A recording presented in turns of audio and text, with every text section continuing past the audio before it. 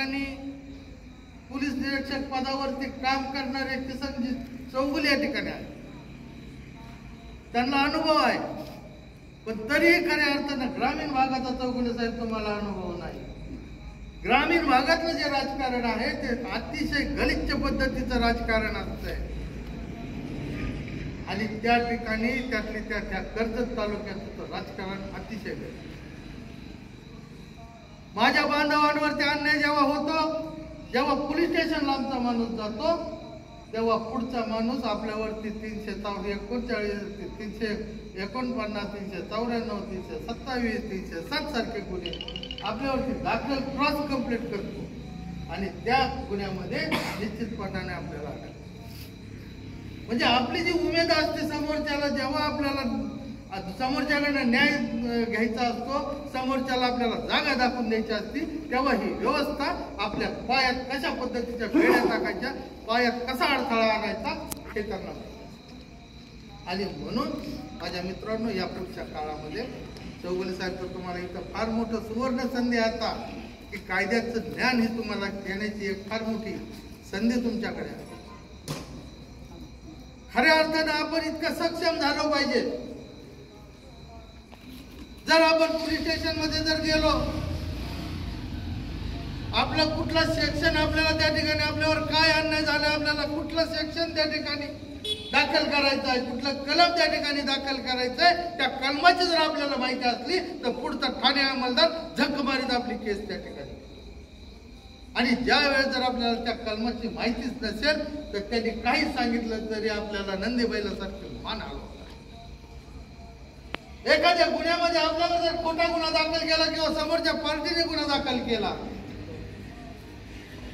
तर त्या गुन्ह्यामध्ये अटक करता येते का नाही येत याचं ज्ञान जर आपल्याला असेल तर आपण सक्षमपणे त्याला विचारू शकतो, तू काय ह्या गुन्ह्यामध्ये मला अटक करू शकत नाही, कारण याच्यात अटक करण्याची प्रोव्हिजनच नाही. हा जेव्हा कार्यकर्ता माझा सक्षम होईल, जेव्हा त्याला हे कळेल, तेव्हा त्यावेळेस निश्चितपणानं आपल्यावर होणारे अन्याय निश्चितपणाने कमी. मी म्हणतो आपल्यावर अन्याय होते का होते याचंही आता इथं संशोधन करण्याची. ज्या ठिकाणी बीड सारखा एक संतोष देशमुखची हत्या होते, त्यासाठी अख्खा महाराष्ट्र उभा राहतो. एक धस सारखा आमदार त्या ठिकाणी सगळ्या ताकदीनिशी त्याच्या पाठीशी उभा राहतो, त्याला न्याय मिळावा म्हणून. आणि त्याच बीड मधल्या परळीचा सरपंच, क्षीरसागर नावाचा दलित सरपंच मारला जातो, त्याची हत्या केली जाते, त्याचं नाव सुद्धा घेतलं जातं. याचं हे कारण काय? हे कारण काय तर आपलं संघटन करणे, आपल्यामध्ये संघटनेचा अभाव आहे. कोण पुढे चालत असेल तर त्याला पुढे जाऊ न देता खेकड्याच्या अवलादीचं राजकारण आपल्यामध्ये घुसलेलं आहे. त्याला खाली कसं खेचायचं हे आपल्याला माहिती आहे आणि म्हणून आपल्या ताकदीचा प्रभाव सरकार दरबारी पडत नाहीये. आज ह्याच्यामध्ये नाहीत का वाल्मिक कराड सारखे माणसं या व्यवस्थित नाहीत का? दुसरीकडे आहेत का नाही? ह्याच्यापेक्षाही बलाढ्य आहेत ना. पण तो एक वंजारी आहे म्हणून त्याला सगळ्यांना टार्गेट केलं गेलेलं. तोच जर एखादा आदर समाजाचा असता तर त्याच्यावरती पांघरून घातला. का पांघरून घातलं गेलं नाही? अरे या पुरोगामी महाराष्ट्रामध्ये किती ठिकाणी बलात्कार झाले, किती ठिकाणी अन्याय झाले, गैरलांची झालं. काय झालं त्याचं? काहीच झालं नाही. पण प्रॉपर्टी सारखा प्रकार झाला तर अख्खा महाराष्ट्र एकत्र आला. याचाही विचार करण्याची खऱ्या अर्थाने गरज आहे.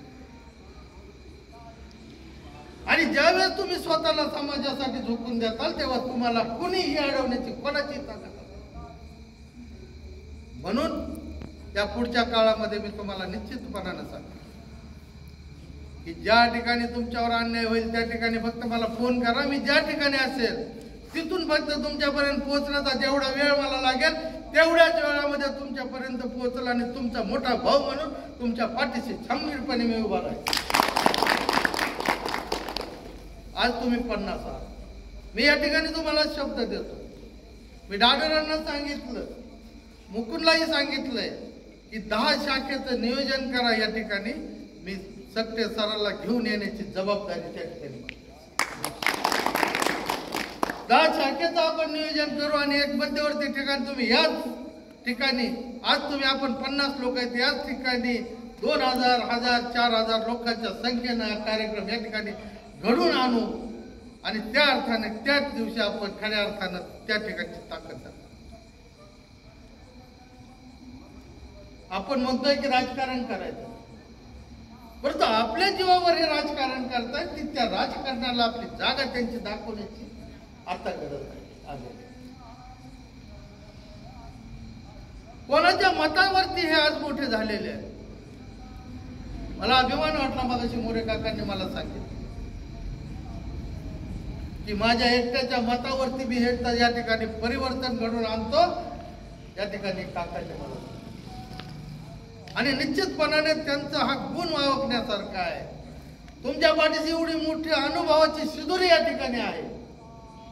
त्या अनुभवाचा तुम्ही फायदा घ्या आणि येणाऱ्या काळामध्ये जेवढे दलित समाजामध्ये जेवढे लोक येतात त्या सगळ्याला एकत्रित करून समाजाचं हित बघून ज्या ठिकाणी अन्याय होतोय त्या अन्यायाला वाचा फोडण्याचं काम आपण या ठिकाणी करायचं.